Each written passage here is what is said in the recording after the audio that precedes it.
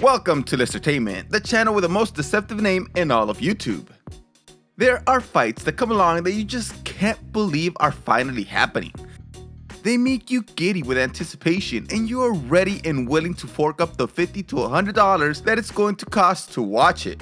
But then the fight happens and you kick yourself for watching such a crap show and even hate yourself even more for paying for it.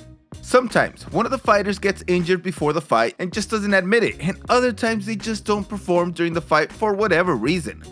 Let's remember these terrible fights together. If you haven't enjoyed this video, please give it a like and subscribe down below. Also, make sure to turn on those notifications. Let's get started.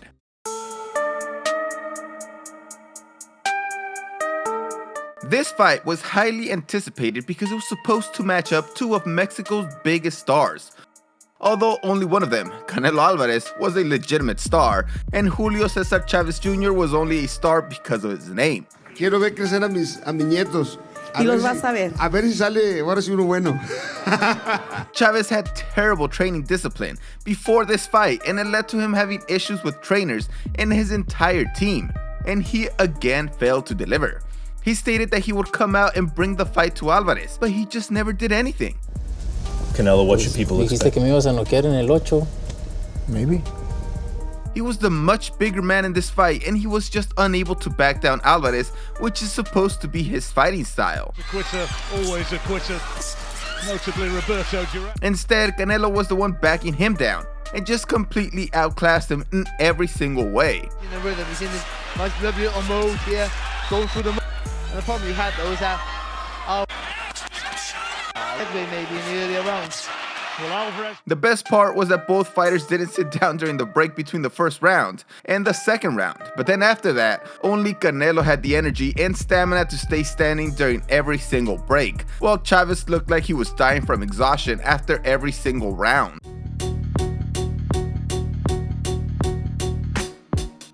I really liked Mikey Garcia, and like many, was highly interested in his fight where he moved up 2 divisions to face off against one of the best boxers in Spence Jr. Garcia is usually a low output puncher, but holy crap, Spence threw over 2.5 times more punches than he did. Garcia only threw 406 punches in 12 rounds, landing only 75 of them.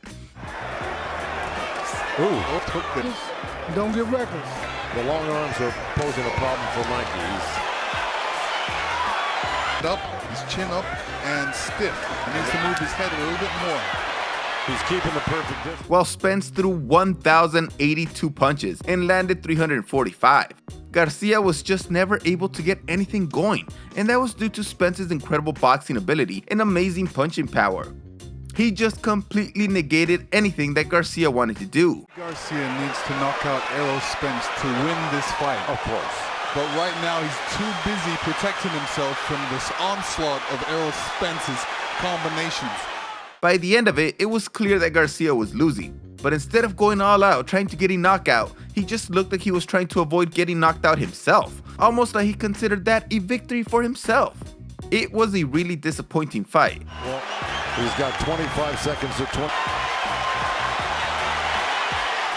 And I even invited many friends and family and had to apologize because of this incredibly sad showing by Garcia.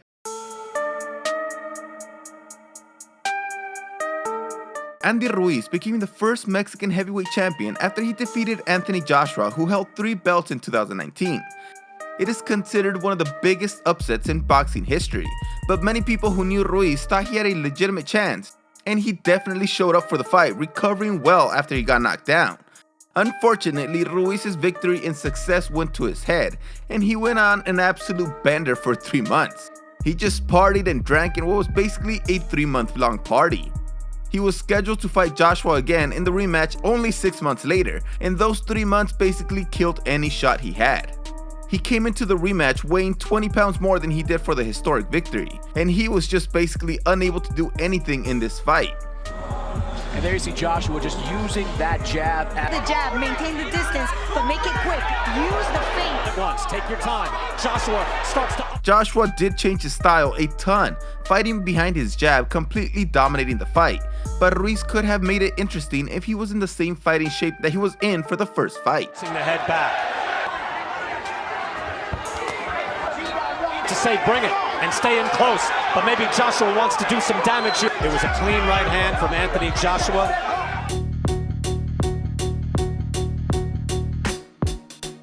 The first fight between the Mexican legend Julio Cesar Chavez and up-and-comer Oscar de la Hoya was highly anticipated as it matched up the older, greatest Mexican boxer of all time with a new kid on the block. Although Chavez had an incredible 97 win and 1 loss and 1 draw record, de la Hoya was the favorite in this fight, and well, he showed it. The ring there, and then landed the body shot. Now de la Hoya comes back, and here's the war we expected. Blood pouring out of the eye of Chavez now. Chavez hurt by a left hook. Ooh, a stiff combination by... The fight had pretty good action, with de la Hoya throwing 195 punches in 4 rounds and Chavez throwing 103, with both landing over 34% of their punches. But the problem was that Chavez was cut in the first round, and this basically ruined the entire fight. To put the left jab. Oscar already in the big side. And Joe Cortez, he's going to talk seriously here to Joe Cortez about it. Fight is over. Chavez's fans certainly think that the cut affected his performance, as de la Hoya was controlling the fight, being up 30-27 in the scorecards before the fight was stopped in the 4th round, giving de la Hoya the TKO victory. We all wanted to see this fight with both fighters at 100%, but sadly the cut ruined it. They did it again 2 years later, and that time de la Hoya completely demolished an old and fading Chavez.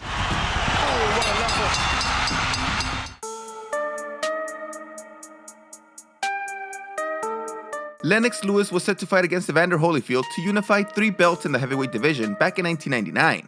Holyfield came into this fight taking a ton of crap, saying that he would knock out Lewis in the 3rd round, and that's pretty much the only round where he really tried. Sometimes just laying it out there. Left hook lands for Holyfield. Evander Holyfield should get hook inside and lands a right hand, and Lewis is stunned. What it is, the right hand right there.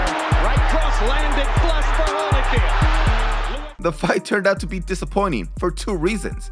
First, Holyfield barely threw any punches in this fight. He only had 385 punches thrown and only landed 130. This is a meager amount in any fight, and even in this fight, he was far behind Lewis' 613 punches thrown with 348 landed. Including 22 of 30. Secondly, Lewis had clearly won the fight in the eyes of every single person watching except for the 3 judges who decided this fight was a draw. One horrible judge decided Holyfield actually won the fight. It was just a dud all the way around.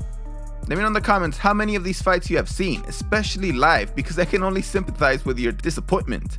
I have seen 8 of these fights and was excited for all of them, and it just hurts to remember my feelings during the actual events. Kind of a waste of time, to be honest.